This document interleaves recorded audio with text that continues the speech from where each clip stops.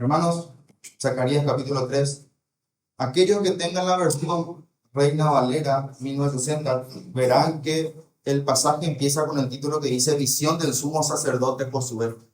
Y el versículo 1 dice lo siguiente: Me mostró al sumo sacerdote Josué, el cual estaba delante del ángel de Jehová, y Satanás estaba a su mano derecha para acusarle. Y dijo Jehová a Satanás: Jehová te reprenda, oh Satanás. Jehová, que ha escogido a Jerusalén, te reprenda. ¿No es esto un tizón arrebatado del incendio?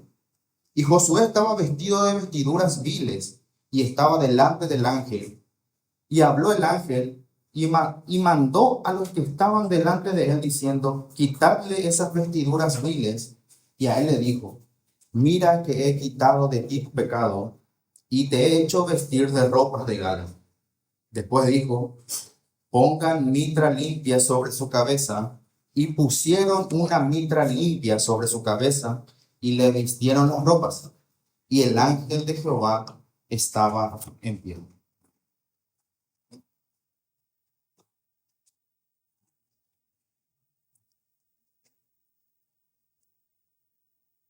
Señor de Todopoderoso, que esta lectura sea de provecho para nosotros. Yo te ruego que me ayudes. En el nombre de Jesús. Amén. Hermanos, el libro de Zacarías realmente se desarrolla después de que Jerusalén haya, digamos que los habitantes, mejor dicho, los habitantes de Israel hayan vuelto del exilio de Babilonia. En Esdras capítulo 5 se nos dice que tanto los profetas Ageo como Zacarías profetizaban a los judíos. De hecho, ellos profetizaron cuando ya estaban en Judá. Y a través de eso, o luego de eso, Zorobabel, quien era el gobernador de Judá y que era el descendiente del linaje de David en ese tiempo, junto con el sumo sacerdote Josué, ellos empezaron a reedificar la casa de Dios que estaba en la ciudad. Tanto Zacarías como Ageo amonestaron al pueblo y los exhortaban a reedificar el templo y a volverse a Dios buscando el cumplimiento de sus promesas. De eso justamente se trata el capítulo 1 de Zacarías. Si ustedes pueden ver, el título dice llamamiento a volver a Jehová. Y así como Zacarías hace ese llamamiento, del mismo modo lo hace el profeta Ageo. Ambos, en el primer capítulo de su libro, hacen ese llamado para que los habitantes se vuelvan al Señor. De hecho, gracias al libro de Esdras, nosotros podemos saber que ni bien la porción de la nación de Israel había vuelto del exilio, inmediatamente empezaron a surgir problemas que los obstaculizaban en la reconstrucción del templo.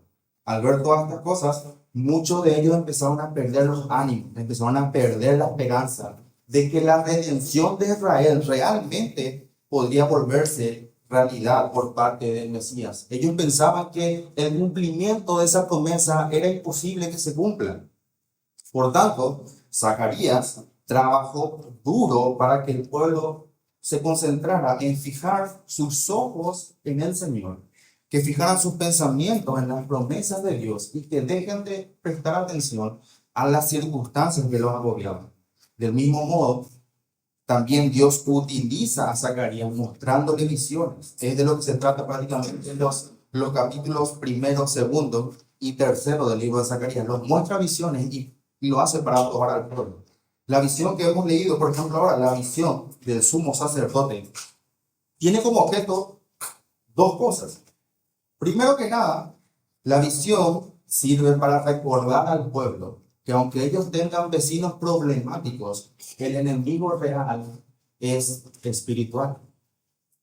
El problema no son las naciones paganas que te están avasallando. Realmente el problema no son la sangre y la carne, hermanos. La contienda es contra principados y potestades, mucho más peligrosos, que están constantemente acusando a la Israel del Señor. Y lo segundo que Dios quiere recordar al pueblo mediante esta visión era recordar que Dios mismo es su libertador. Él mismo se encargaría de cuidarnos. Si tuvieras que ir de esta mañana con algo de todo lo que yo voy a decir, a mí me gustaría que sea con esto. Tu problema no es la sangre y la carne. Tu problema es espiritual.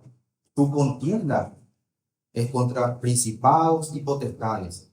Pero la gracia de Dios es suficiente para silenciar a los acusadores y restaurar a cualquier creyente caído. Si vos podés recordar esta verdad, si te vas con esto en la mente, yo me doy por servir también. Así que, hermanos, con ustedes quiero ver tres ideas principales en este pasaje. La primera idea principal sería el juicio, que está en el versículo 1. La segunda idea que quiero ver con ustedes sería la respuesta divina que vemos entre los versículos 2 y 3, para luego finalizar con la tercera idea, que es la restauración, que estaría entre los versículos 4 y 5. Les pido que vayamos juntos al versículo 1 de nuestro pasaje, en donde dice: me mostró al sumo sacerdote Josué, el cual estaba delante del ángel de Jehová, y Satanás estaba a su mano derecha para acusarlo. Hermanos, nosotros en esta visión vemos como una especie de juicio o proceso judicial. Josué, el sumo sacerdote en aquella época, es la persona acusada delante del ángel de Jehová, quien vendría a ser como el juez en esta ocasión. Desde ya yo quiero decirles que nosotros tenemos que mirar o pensar en Cristo cada vez que vemos al ángel de Jehová. Este juez sería el juez que juzga a los vivos y a los muertos, hermano. Y al costado, nosotros leemos que dice que se encuentra Satanás para acusarle. Satanás vendría siendo lo que conoceríamos como el fiscal del caso, el encargado de promover la acción penal, de presentar todas las pruebas en contra del acusado. En este caso, vemos o sabemos, por lo que ya hemos leído, que la acusación son las prendas sucias que portaba el sumo sacerdote. Ahora, ¿quién era un sumo sacerdote? Voy a tomar un poquito este tiempo para explicar porque hay niños presentes. El sumo sacerdote era la persona más importante, digamos, en términos religiosos. El sumo sacerdote era el mediador entre Dios y el pueblo de Israel. Era la persona, digamos, encargada de supervisar el culto y era la que ofrecía los sacrificios. Básicamente representaba a Israel delante de Dios, y en el día de la expiación, en el día del Yom Kippur, este sumo sacerdote entraba al lugar santísimo, al lugar donde se encontraba la presencia de Dios detrás del velo, para primero ofrecer sacrificios por sus propios pecados, para luego salir, lavarse y volver a entrar ya para pedir perdón por los pecados del pueblo. Como representante colectivo, su pureza, tanto ritual como moral, eran esenciales.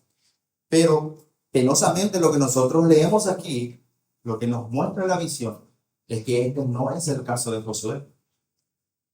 No es el caso del sumo sacerdote, quien también era uno de los que había vuelto del exilio de Babilonia.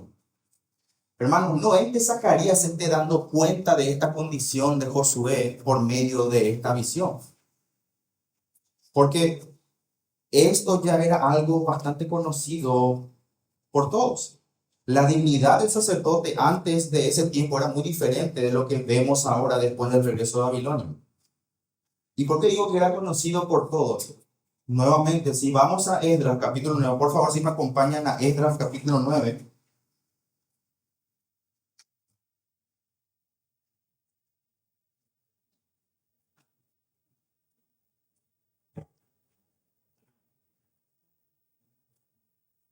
Fíjense, en Esdras capítulo 9, nos cuentan que el pueblo, incluso los sacerdotes y los levitas, hacían conforme a las dominaciones de las demás naciones.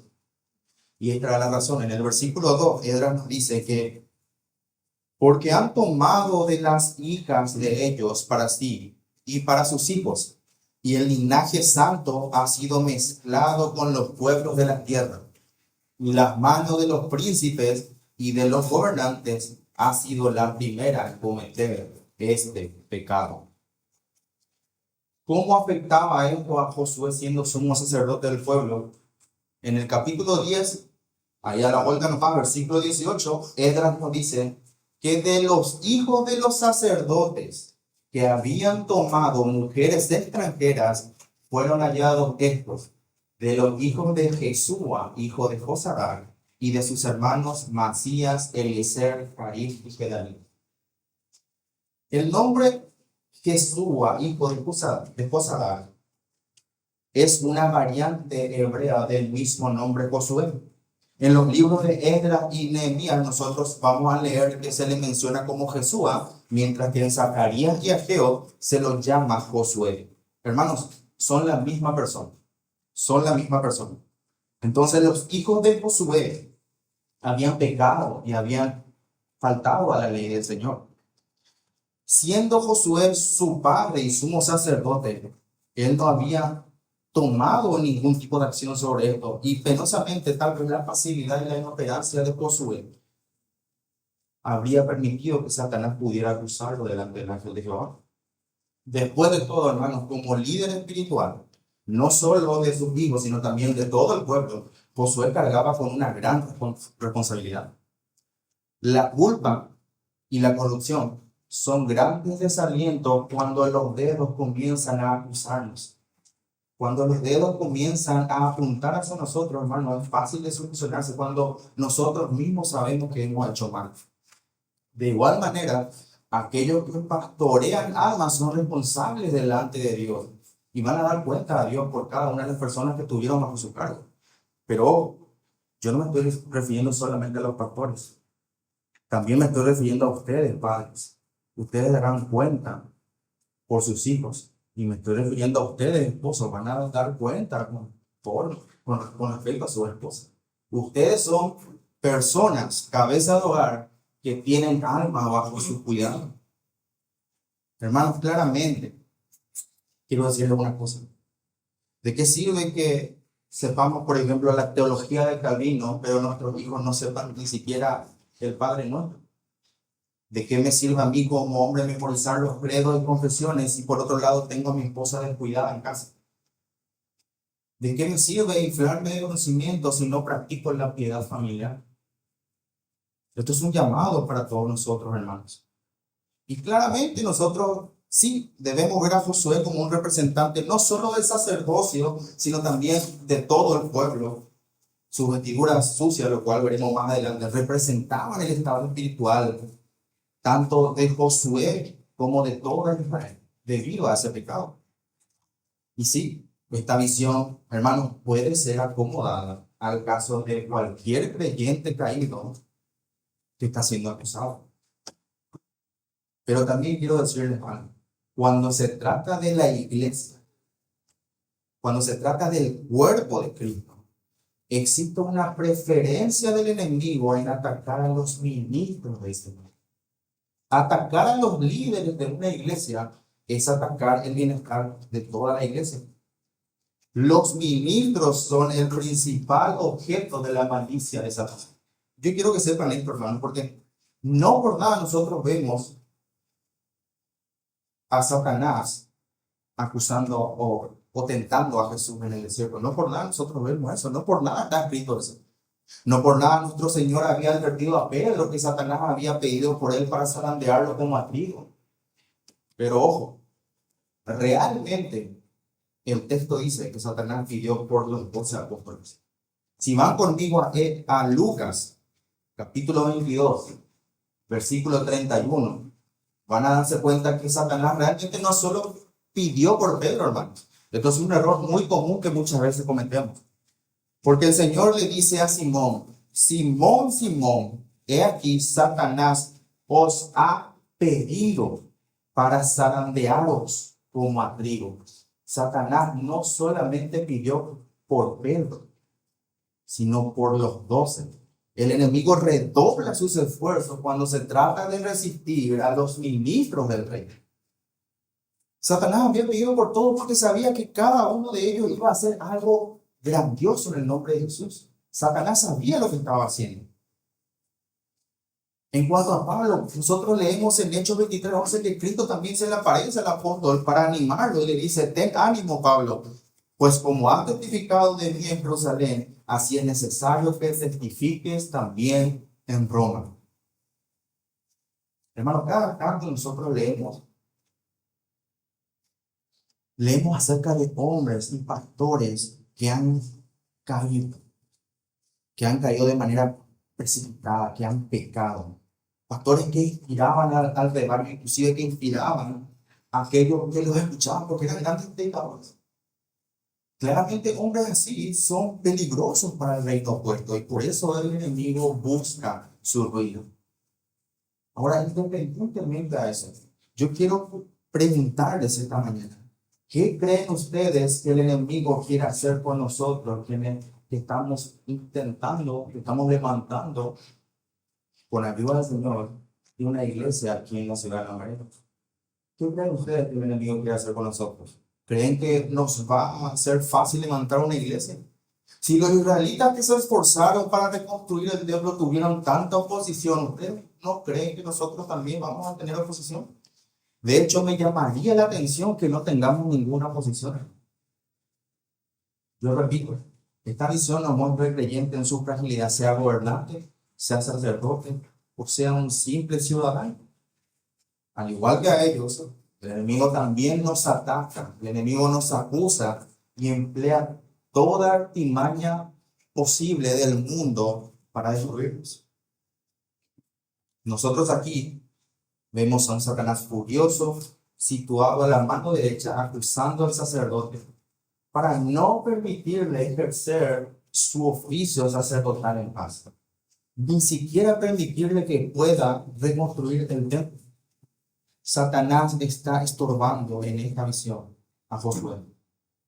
Pero hermanos, Josué no estaba solo en este juicio. Lo que vemos a continuación es que su defensor cerró la boca al acusador con una respuesta contundente.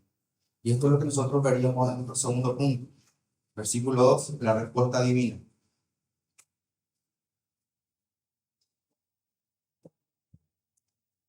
Y dijo Jehová a Satanás: Jehová te reprenda, oh Satanás. Jehová que ha escogido a Jerusalén te reprenda. Hermanos, yo no quiero hacer parecer como que se está presentando a Josué como alguien inocente. Por lo menos no quiero yo dar esa impresión. No quiero hacer creer o presentar a Josué como una víctima en la visión de Zacarías. Esa no es mi intención. Porque ciertamente la acusación de Satanás puede ser cierta. Después de todo, nosotros leemos más adelante que él realmente sí estaba vestido con ropas viles. Pero hermanos, quiero decir una cosa: Dios no ignora la culpa de Josué, pero tampoco deja al culpable sin esperanza. Dios no defiende a Josué por su inocencia, hermanos. Dios defiende a Josué por su elección y redención. El enemigo nos acusa, es cierto, pero él no tiene la autoridad final.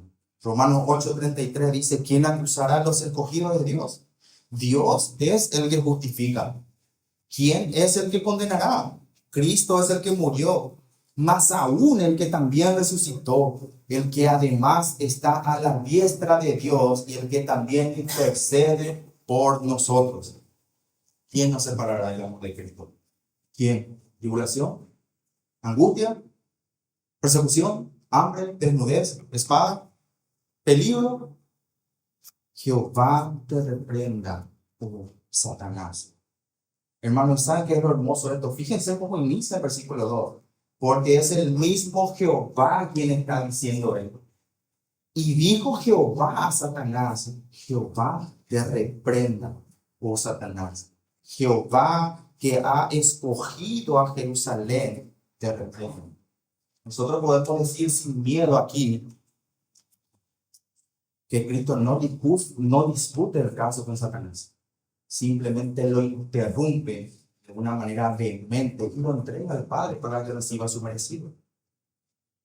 Qué hermoso, hermano, es ver el acto eterno de la elección en este pasaje. Fíjense de nuevo, Dios no defiende a Josué por su inocencia, sino porque Él lo ha escogido. Él ha escogido y lo ha redimido. Primera Juan 2:1 dice: hijitos míos, estas cosas os escribo para que no pequéis. Y si alguno hubiera pecado, abogado tenemos para con el Padre, a Jesucristo el justo. Y Él es la propiciación por nuestros pecados. No solamente por los nuestros, sino también por los del mundo entero. Aquí se nos muestra que Dios es quien está armado contra Satanás para sostenernos. Y se nos recuerda que no solamente es nuestro Redentor, sino que también es el guardián eterno de nuestra salvación. Aunque ninguno de nosotros somos dignos de que Dios luche por nosotros, hermanos, su elección es suficiente. Así como la respuesta divina no menciona ningún mérito de Josué. No hay mérito en Josué aquí, hermanos. Tampoco hay algo bueno en nosotros que nos libre de un juicio, sino simplemente el favor de Dios. Es por pura gracia. El Señor no desechará jamás a su pueblo, al cual desde antes conoció, como dice Romanos 11, sino que el que comenzó a nosotros la buena obra la perfeccionará hasta el día de Jesucristo. Filipenses 1:6. Hermanos, nuevamente, la gracia silencia al acusador. Es la gracia, hermanos, no el mérito. Nuestra seguridad no está en lo que hagamos o dejemos de hacer.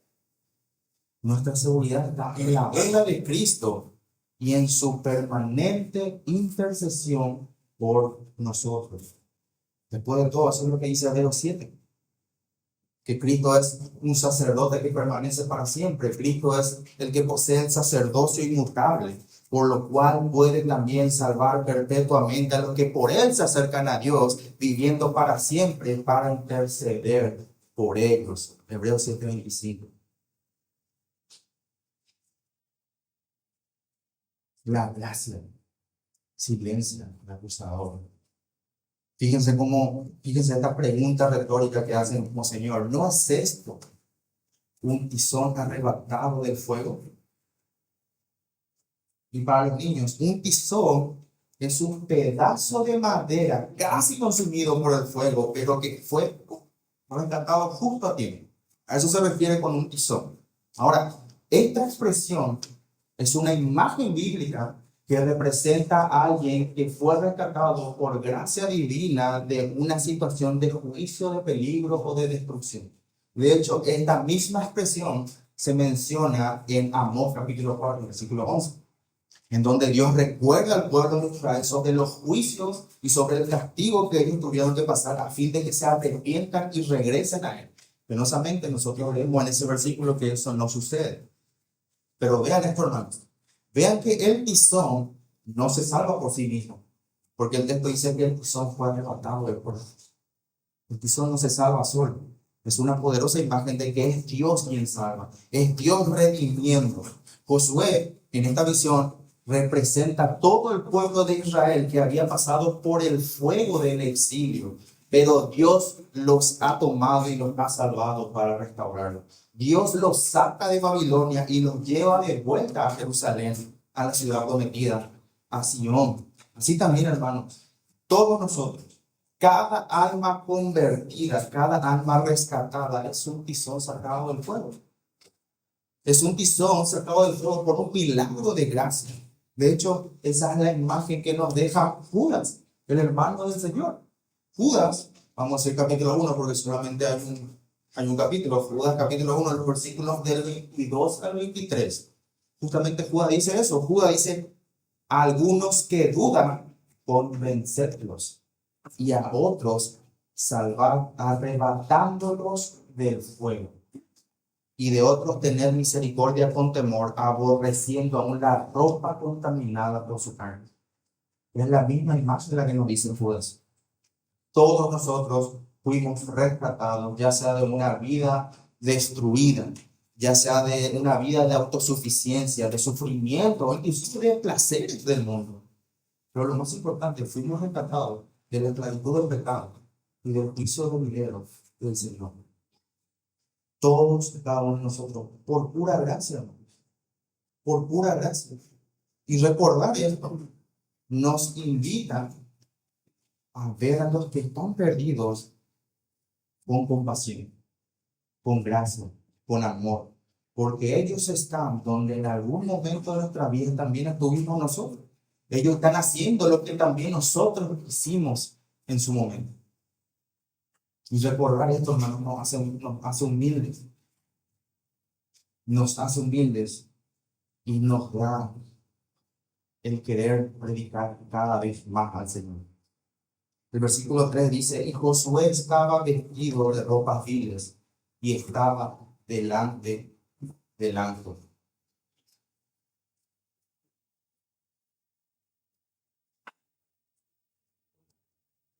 Aquí ya vemos que el profeta Zacarías revela por qué Satanás estaba acusando al sumo sacerdote. Y la respuesta es que Josué aparece contaminado. Tal vez para nosotros el hecho de ver a Josué con ropas viles no represente algo demasiado terrible. Pero hermanos, para un judío esta imagen era chocante. ¿Y por qué digo esto? Porque bajo la ley, bajo Levítico capítulo 21, un sacerdote no podía estar contaminado en la presencia del Señor. Un sacerdote no podía entrar manchado al lugar santísimo, porque de lo contrario moriría ipso facto, es decir, inmediatamente. Moriría en el acto. De hecho, cuando un sumo sacerdote entraba al lugar santísimo, la escritura dice que ellos tenían colgados como una especie de campanillas en la cintura y ellos iban entrando con unas cuerdas. Si las campanillas dejaban de sonar, eso era una mala noticia.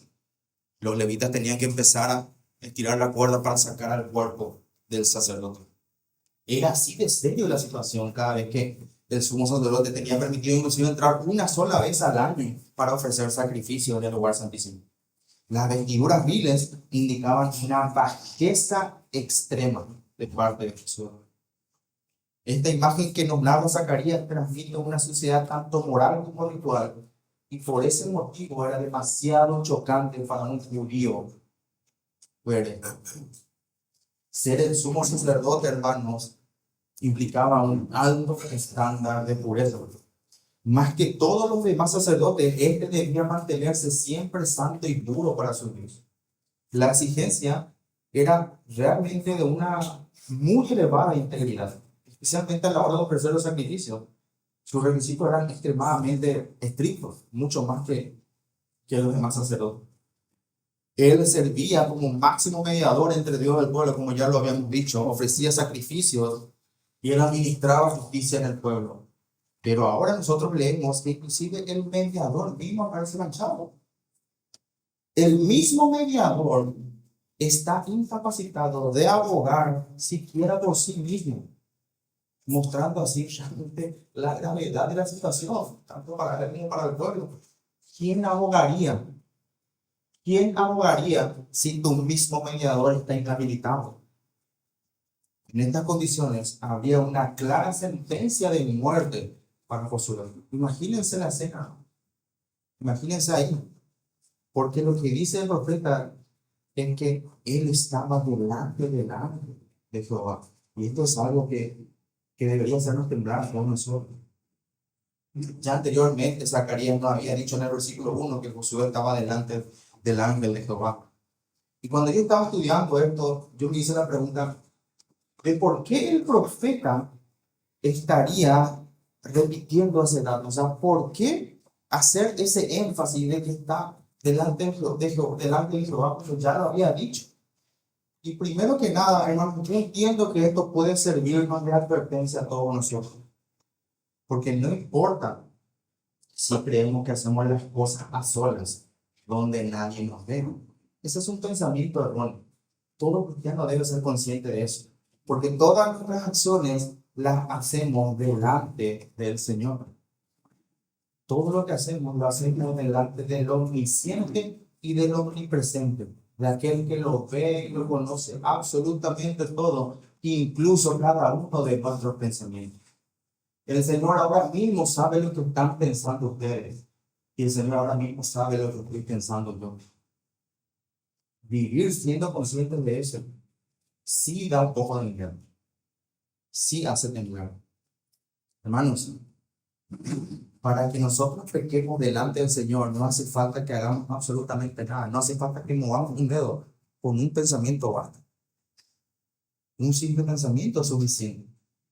Lo segundo que creo que el Espíritu Santo quiere comunicarnos aquí, hermanos, es que cuando nosotros estemos en una situación parecida a la de este sacerdote, el mejor lugar donde podemos acudir es delante de Dios.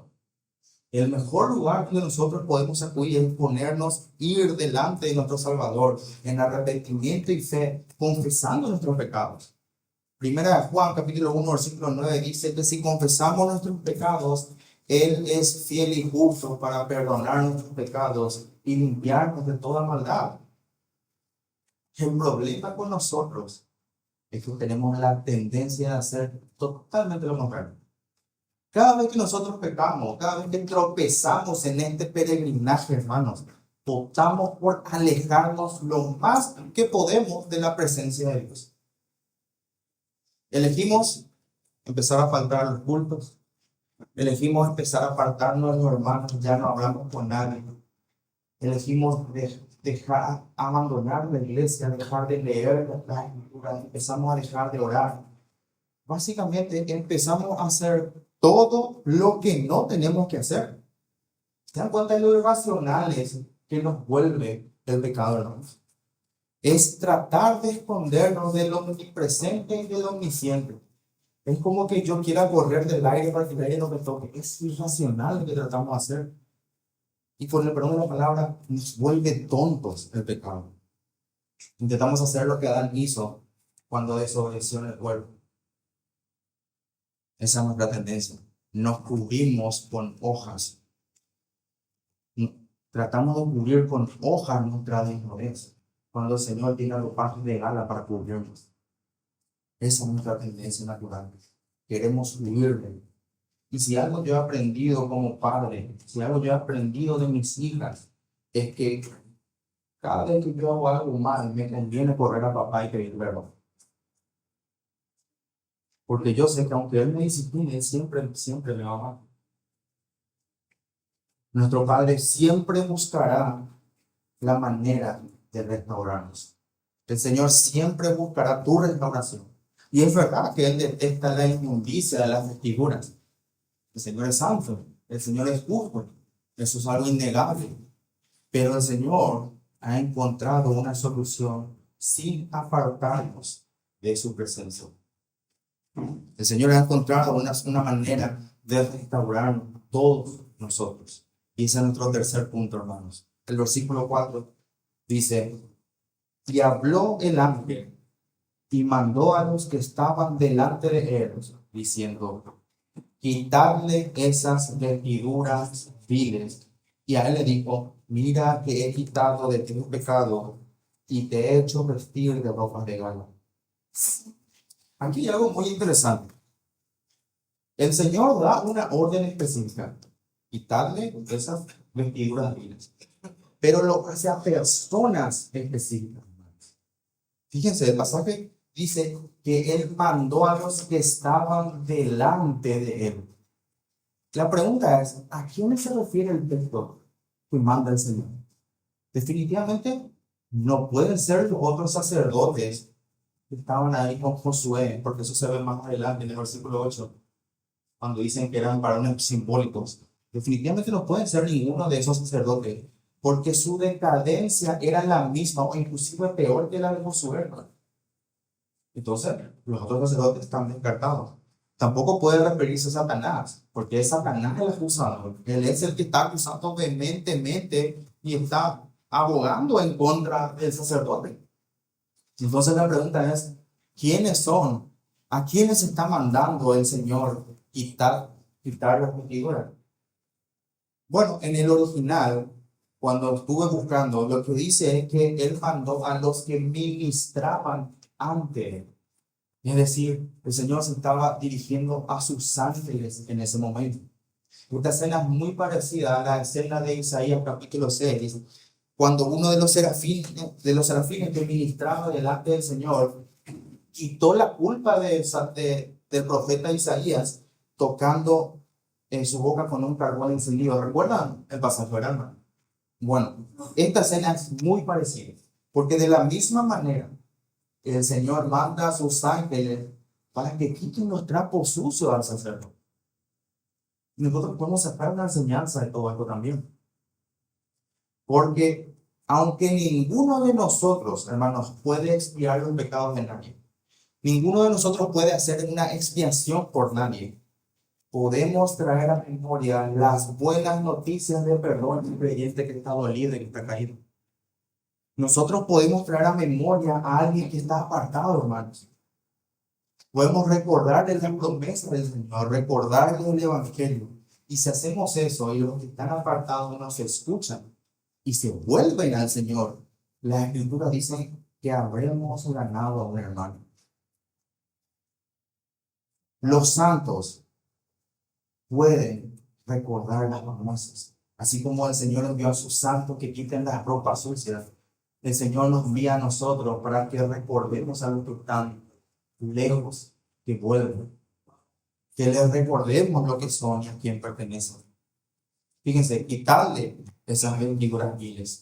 Así hace Dios, hermanos. Así hace Dios con aquellos a quienes Él elige para sí mismo.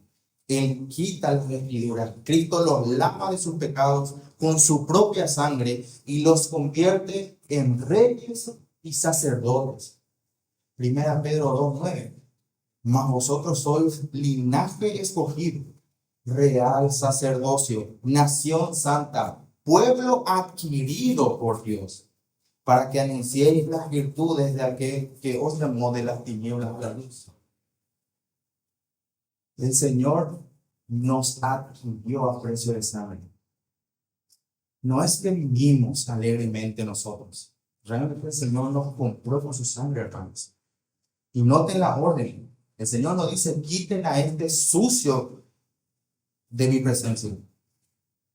Él manda quitar sus vestiduras, esos símbolos de pecaminosidad que tenía el sacerdote. El Señor los manda quitar y los aleja de Él. Como el norte está alejado del sur, como lo alto está alejado de lo bajo, así el Señor aleja nuestra iniquidad de nosotros y de Él. Y el Señor ya no se acuerda. Es increíble que el omnisciente ya no se acuerde, pero es así. Aquel que lo sabe absolutamente todo decide no acordarse de tus pecados y de los míos. Qué paradójico y hermoso, ¿verdad? Pero es así. Qué bienaventurado es el varón a quien el Señor no inculpa de pecado. Hermanos, esta es la felicidad más grande que puede sobrevivir a un ser humano, a un hombre en este mundo, ya sea un profeta, ya sea un sacerdote, inclusive el mismo pueblo, al ver y entender todas estas cosas, al ver y entender esto de la visión, para ellos representaría un anuncio de paz en medio de tanta hostilidad, en medio de tantas aflicciones. Imaginen el ver esto. El Señor no ha desechado a su pueblo. Y lo que viene a continuación lo confirma, porque el pasaje dice, mira que he quitado de ti tu pecado y te he hecho vestir de ropas de gala. Hermanos, Dios no solamente perdona. Ojo con esto, Dios no solamente perdona. Dios hace un trabajo completo con cada uno de nosotros. Dios restaura y dignifica al pecador. El Señor bien pudo haber, es cierto, alejado las ropas sucias de Josué, pero también pudo haberlo dejado desnudo, hermanos. Pudo haberlo dejado desnudo. Pero aquí esto no es el caso. Nosotros vemos que Él no solamente quita el pecado de Josué, sino que también lo viste de la justicia de los santos. Lo viste de ropas de gala. El deshonor y el reproche que antes había en Josué, ahora fueron quitados y fueron cambiados por una gran gloria. La imagen es totalmente diferente a partir de ahora. Así también nosotros, los creyentes, para cada creyente, hermano, el Señor pudo habernos dejado con la deuda saldada, pero con una cuenta corriente en cero.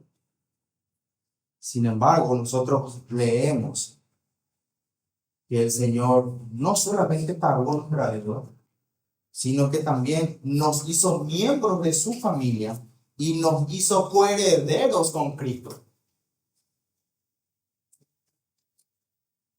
no solo pagó tu deuda, te hizo familia, fue heredero con su hijo, fue heredero aquel a quien no conoció pecado, por nosotros lo hizo pecado, para que nosotros fuésemos hechos justicia, justicia de Dios en él.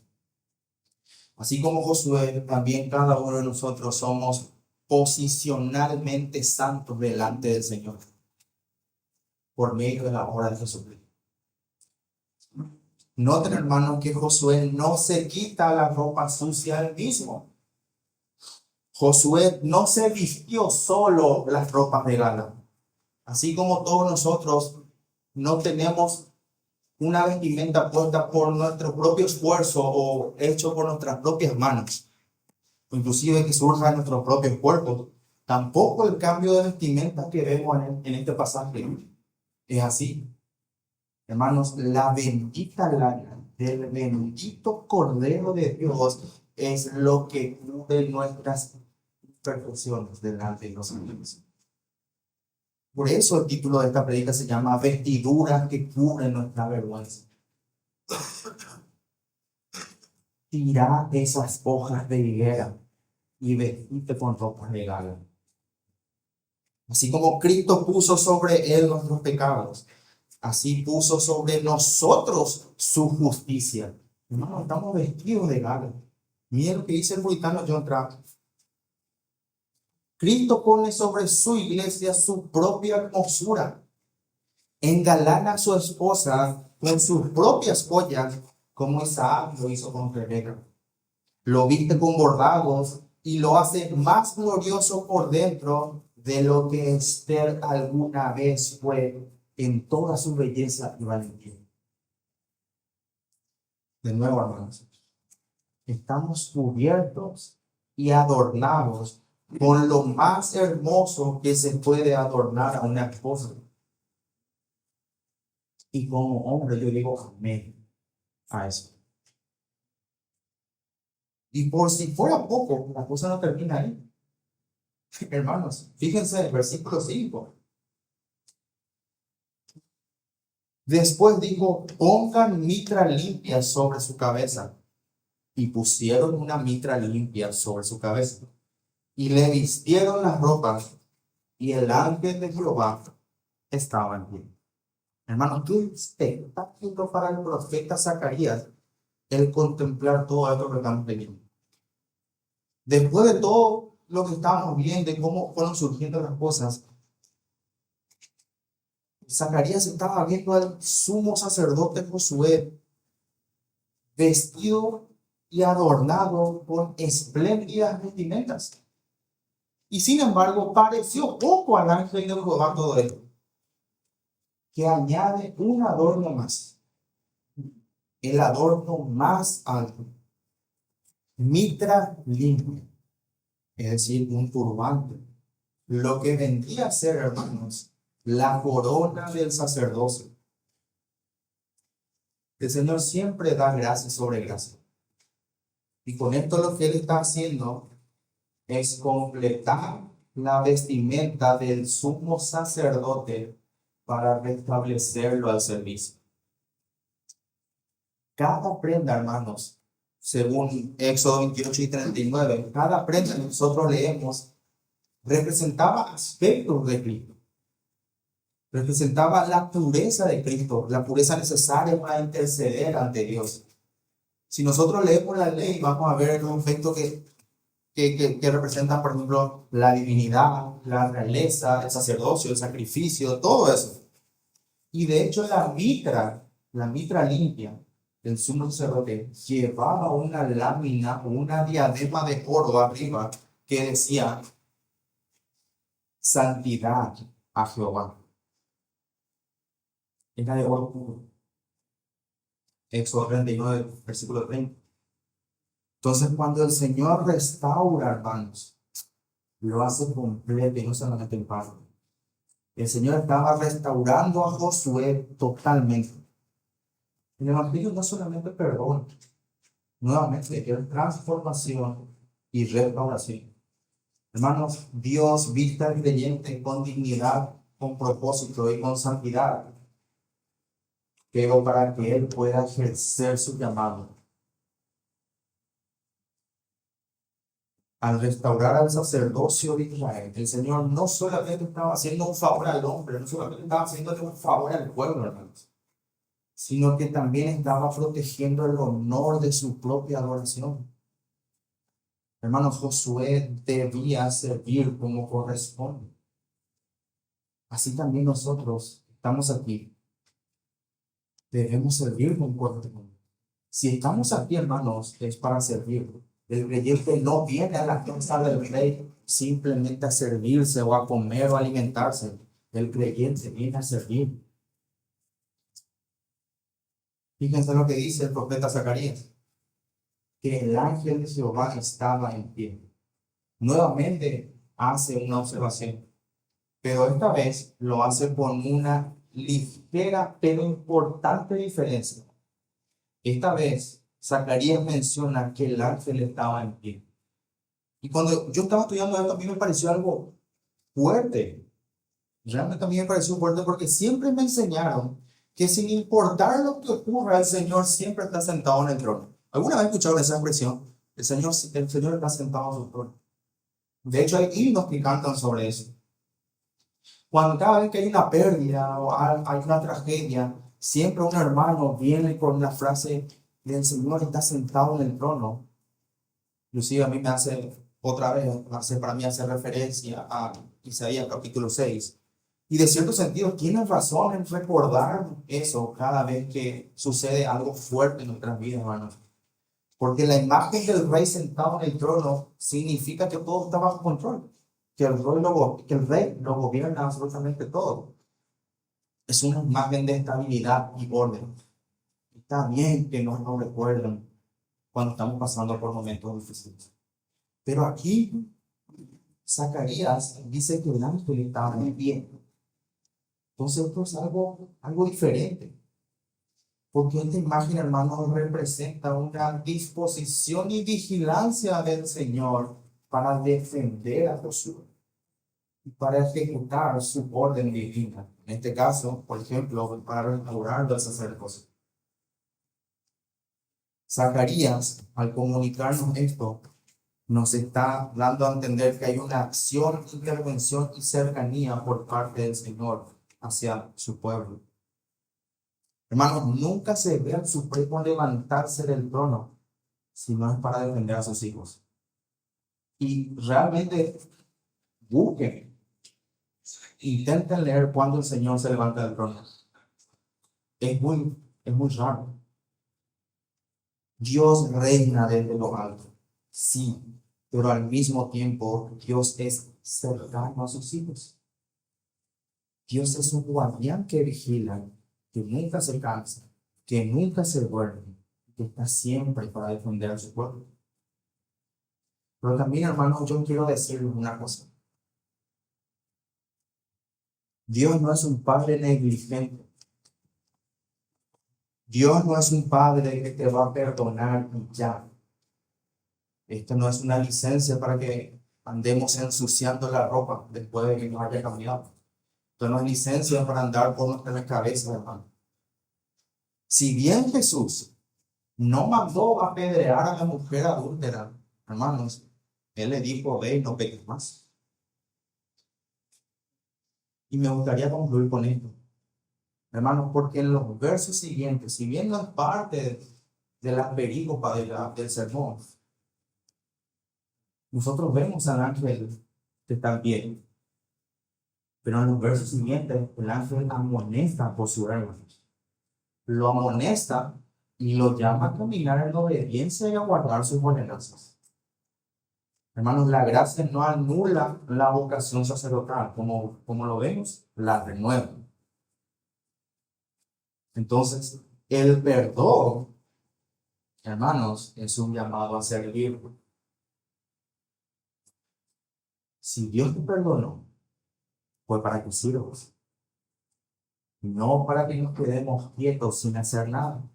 El que haya sido limpiado de tus pecados es lo que justamente te habilita para esta misión. Hermanos, los levitas no servían en el templo para ser levitas. Los levitas servían porque eran levitas. ¿Entienden esto? Una vida o una vocación restaurada implica servir con vestiduras nuevas. Hermanos, renueven su llamado esta mañana y sirvan al Rey.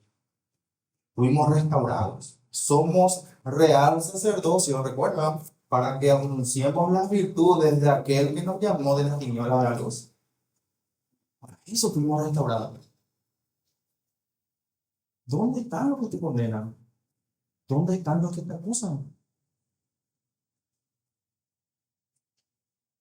Si no están, hermano, entonces vete y no peques más. No pequemos más. Si un hermano aquí se encuentra con luchas espirituales, yo te digo esta mañana que Dios ve tu fruto. Pero también quiero decirte que Él no te abandona y no te deja sin esperanza. Cristo sigue intercediendo por cada uno de nosotros, sentado a la derecha de Dios Padre. Para aquellos que se sienten indignos, te recuerdo que Dios nos ha vestido a todos con ropas legales. Ya tenemos una nueva identidad en Él. Tal vez no sos la persona que debería ser. De hecho, yo tampoco lo soy. No creo que nadie aquí sea lo que debería ser ya. Pero tampoco somos de los que andan con trapos sucios por la calle, hermanos. Recuerda a quién perteneces, porque en Él ahora está tu identidad. No está en tu pasado, no está en tu futuro, está en Cristo, aquel que es un eterno presente. El que vive en un eterno presente, ahí está tu identidad y tu dignidad. También yo recordarle algo al líder de la iglesia. Hermano, la vocación no depende de la perfección, sino de la gracia y de la obediencia. Solamente hay un solo sacerdote, por lo menos que yo conozca, que no ha fallado en todo su ministerio. Yo solamente conozco a uno. Todos los demás siempre van a tener errores. Todos. Pero el Evangelio es siempre la única respuesta ante las acusaciones y ante la culpa que puedan llegar a tener. Hermanos, siempre va a haber acusaciones, siempre va a haber culpa. Pero aferrémonos a la verdad de Cristo y de su Evangelio. Por último, si viniste hoy aquí y todavía no has entregado tu vida a Cristo, yo quiero decirte que hay un acusador que es real y que existe. Y que hoy mismo con una vehemencia terrible está detrás de tu alma. Y penosamente tiene razón en muchas de las cosas que a lo mejor está diciendo de vos. Penosamente a lo mejor hasta tiene pruebas acerca de las cosas que dice. Pero también quiero decirte que hay esperanza. Porque paradójicamente, al juez con quien él te está acusando, ese juez es el que puede justificarte. Por su gracia, Él puede perdonarte y restaurarte. Entonces, preséntate delante de ese juez. Pide perdón por tus pecados. Arrepiéntete. No te justifiques. No trates de explicar la situación. Arrepiéntete y pídele que cambie tus vestiduras sucias por unas ropas legales. Y vive en consecuencia de eso. Porque solo Él fue capaz de quitar el pecado de toda la tierra en un solo día, por medio de la cruz. Hermanos, vamos a ver.